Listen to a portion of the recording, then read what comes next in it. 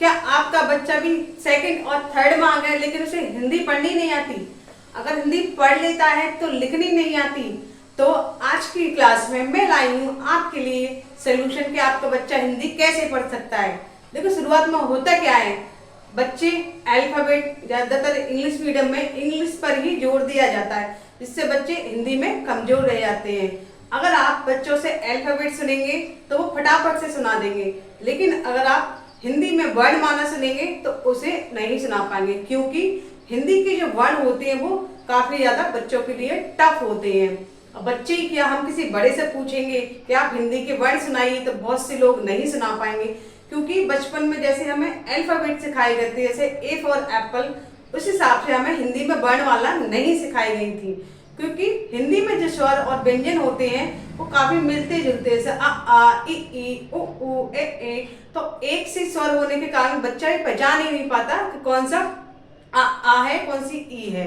तो चलिए, आज मैं लेकर आई हूँ ऐसा सोल्यूशन कि आपका बच्चा हिंदी पढ़ने लिखने में कभी भी कोई गलती नहीं करेगा। तो चलिए आज की क्लास शुरू करते हैं। तो आज हम पढ़ेंगे हिंदी स्वर की मात्राएं। हिंदी में टोटल स्वर कितने होते हैं? 11, लेकिन हम आज की मात्राएं पढ़ेंगे अ तक। ठीक है, सबसे ज्यादा इंपॉर्टेंट क्या होता है? मात्राओं का साउंड, यानी उसकी आवाज क्या है। सबसे ज्यादा फोकस इस पे करना चाहिए, क्योंकि ये है हमारा पार्ट, ये हमारा फर्स्ट लेवल। अगर बच्चा ये लेवल कंप्लीट नहीं कर पाया तो सेकंड लेवल भी कंप्लीट नहीं कर पाएगा और हिंदी अच्छे से नहीं सीख पाएगा। तो मैं बताती हूँ आपको कि बच्चों को मात्राएं कैसे सिखाएं। सबसे पहले उसके सामने बोले, देखो मैंने एरो बनाया है, ये आ की मात्रा है, तो इसमें मैंने छोटा एरो बना दिया। ये बड़े आ की मात्रा है, तो इसमें मैंने बड़ा एरो बना दिया। ठीक है, ये छोटी ई की मात्रा है तो छोटा एरो बना दिया, और बड़ी ई की मात्रा है तो बड़ा एरो बना दिया। ठीक है, छोटे ऊपर छोटा एरो और बड़े ऊपर बड़ा एरो। ठीक है, डी पे छोटा एरो, ए की मात्रा पे छोटा एरो, और औ की मात्रा पे बड़ा एरो, और ओ की मात्रा पे छोटा एरो, और औ की मात्रा पे बड़ा एरो। तो इसके थ्रू हम सिखा सकते हैं कि कौन से छोटा साउंड है, कौन सा बड़ा साउंड है। छोटे आ का क्या हो गया? आ, जिसे हम कम आवाज में आसानी से बोल सकते हैं। यहीं पर बड़े आ का साउंड क्या हुआ? आ। क्या होगा? आ। जैसे ही छोटी की मात्रा का साउंड क्या होगा? ई। क्या बताएंगे हम? ई। उस हिसाब से बड़ी की मात्रा का साउंड क्या हो गया? थोड़ा लंबा खींचना पड़ेगा इसे। ई। क्या हो गया? ई। ऐसे ही छोटे ऊ का साउंड क्या होगा? ऊ। ऊ। बड़े को क्या हो गया? ऊ। तो कैसे पढ़ाएंगे हम? आ ई उ ऊ ए औ। तो बच्चों को हम इसके आवाज से परिचित कराएंगे कि छोटे आ का साउंड क्या होता है और बड़े आ का साउंड क्या होता है। अगर छोटा आ है तो इसका साउंड धीमा होता है, उसे हम आराम से इजीली बोल सकते हैं, लेकिन यहीं पर बड़ा आ जाता है तो उसको हमें बढ़ा के लंबा खींच के बोलना है, जैसे आ। ठीक है, तो ये पहला स्टेप हो गया। अगर इस साउंड अगर हमें इन स्वरों के साउंड के बारे में पता चल जाएगा तो आपका बच्चा हिंदी पढ़ने में कभी भी गलती नहीं करेगा। सेकंड, आप घर पर ही अपने बच्चे को प्रैक्टिस कैसे करा सकती हैं। जैसे आ की मात्रा है तो हम लिखेंगे अम हो गया। ठीक है, ये हो गया अम।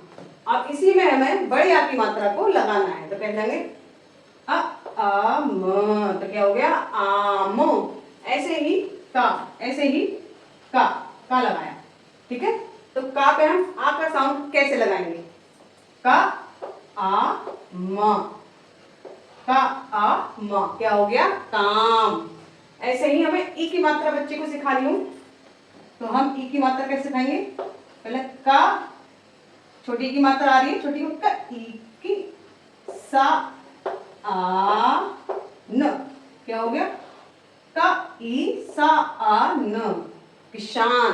तो इस तरह से हम बच्चों को हिंदी पढ़ना सिखा सकते हैं। सबसे पहले मात्राओं का ज्ञान हम 4 से 5 दिन तक कंटिन्यू कराएंगे, क्योंकि एक दिन में बच्चा कुछ भी नहीं सीख पाता। उसके बाद हम सेकंड स्टेप पे बढ़ेंगे, कैसे? इसे मात्राओं से सब छोटे छोटे शब्द बनवाना सिखाएंगे। क्या होता है, बच्चे अच्छे से समझ जाएंगे कि छोटी ई का साउंड कौन सा है और बड़ी ई का साउंड कौन सा है। ऐसे ही एक और वर्ड में लिखा है, जैसे हमने का लिखा है तो का पर ही हम सारी मात्राओं का प्रयोग करेंगे। छोटे आ की तो कोई मात्रा नहीं होगी हमारा का। अब इसको हमें बनाना है बड़े आ की मात्रा लगा के, तो क्या बनाएंगे हम, जैसे बड़े आ का डंडा लगा दिया हमने इसमें, तो क्या हो गया का आ। ऐसे ही छोटी की मात्रा सिखाएंगे, तो का पे छोटी की मात्रा लगाएंगे तो साउंड क्या होगा क ई, तो क्या हो गया की, क्या हो गया की। ऐसे ही का पर हम बड़ी की मात्रा लगाएंगे, तो बड़ी की मात्रा क्या हुई का ई की, ठीक है।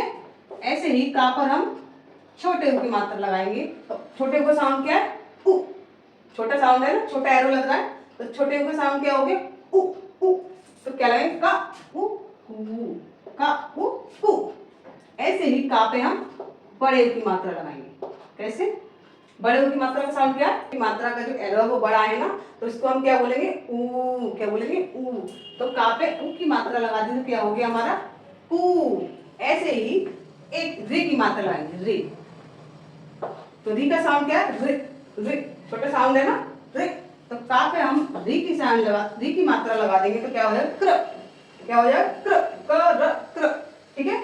ऐसे ही का पे हम ए की मात्रा लगाएंगे, का पे ए की मात्रा, तो ए की मात्रा का एरो कौन सा है छोटा है, तो हमें छोटे साउंड, तो हमें छोटा साउंड, का की मात्रा का साउंड क्या है के ए है ना, तो हम कैसे सिखाएंगे बच्चे को का ए के, ठीक है।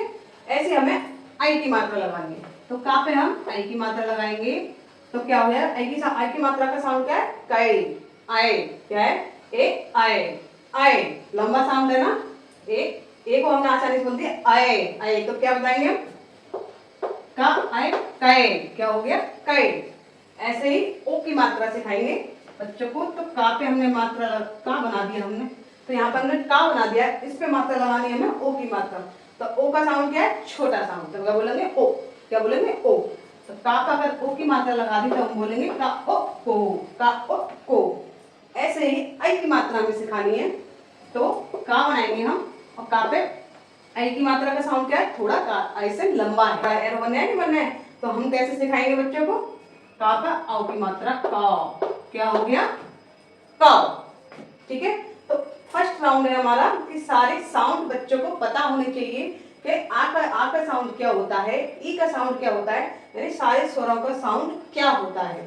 सेकंड स्टेप में आप इस तरह से बच्चों को सिखा सकते हैं, जैसे का पे आ का डंडा लग गया तो क्या बन गया का आ का, अगर का पे हमें छोटी की मात्रा लगा दी तो क्या बोलेंगे का ई की।